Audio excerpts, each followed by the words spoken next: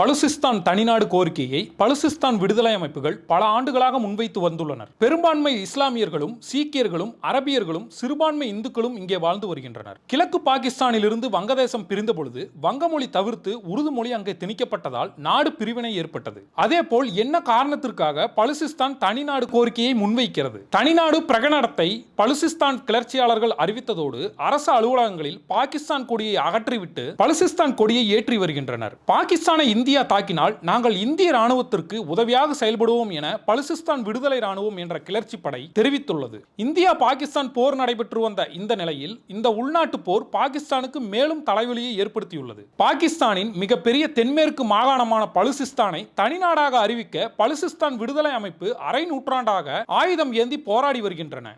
India Pakistan போர் பதற்றத்தை தங்களுக்கு சாதமாக பயன்படுத்தி கொண்ட பலுசிஸ்தான் விடுதலை படையினர் பாகிஸ்தான் ராணுவம் மீது தங்கள் தாக்குதலை நடத்திவிட்டு தாங்கள் விடுதலை பெற்றுக்கொண்டதாக அறிவித்துள்ளனர்.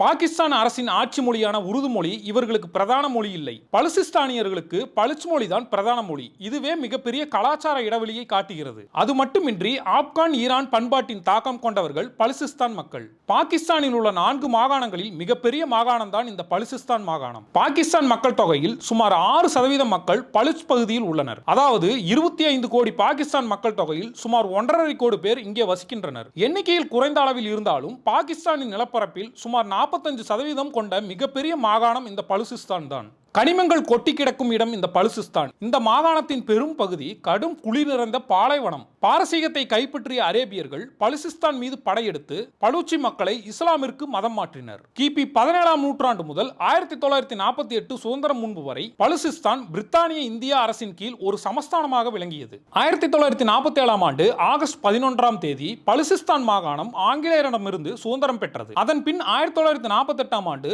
பாகிஸ்தான் அரசு பலுசிஸ்தானை வலுக்கட்டாயமாக கைப்பற்றியது. பலுசிஸ்தான் மாகாணம் ஆப்கானிஸ்தான், ஈரான் ஆகிய நாடுகளுடன் எல்லையை பகிர்ந்து கொள்கிறது. எரிவாயு, நிலக்கரி, கனிம வளம் நிறைந்த பகுதியில் பழங்குடியின் மக்கள் அதிகமாக வசித்து வருகின்றனர். பலுசிஸ்தான் விடுதலை ராணுவம், பலுசிஸ்தான் விடுதலை முன்னணி, Sindhudesh revolutionary army, Baloch republican guards, Baloch தேசிய ராணுவம் என்று பல ஆயுத குழுக்கள் தனிநாடு முழக்கத்துடன் பலுசிஸ்தான் விடுதலைக்காக போராடி வருகின்றனர். பாகிஸ்தான் உருவானது முதலே பலுசிஸ்தானில் கலக குரல்கள் எழுந்து கொண்டேதான் இருந்திருக்கின்றன. ஆனால் பலுசிஸ்தானில் சீனா நுழைந்ததிலிருந்து நிலைமை மேலும் சிக்கலாக மாறியுள்ளது. பலுசிஸ்தானின் குவாதர் துறைமுகத்தை பாகிஸ்தான் சீனாவிடம் கொடுத்திருக்கிறது. உள்ளூர் மக்கள் இதற்கு எதிராக போராடி வந்திருக்கின்றனர். இந்நிலையில் போராட்டம் தீவிரமாகி பலுஜி விடுதலை அமைப்பு போராடி வந்தது. இந்தியா பாகிஸ்தான் இடையே போர் ஏற்பட்ட நிலையில் பலுச் அமைப்பின் தலைவர் மிர் யார் பலூச் தனது எக்ஸ் வலைதளத்தில் 1947 ஆகஸ்ட் 11இல் ஆங்கிலேயர் வெளியேறியதும் நாங்கள் எங்கள் சுதந்திரத்தை அறிவித்து விட்டோம். இந்திய ஊடகங்களும் யூடியூபர்களும் இனி பலுசிஸ்தானை பாகிஸ்தானின் மாகாணமாக குறிப்பிட வேண்டாம்.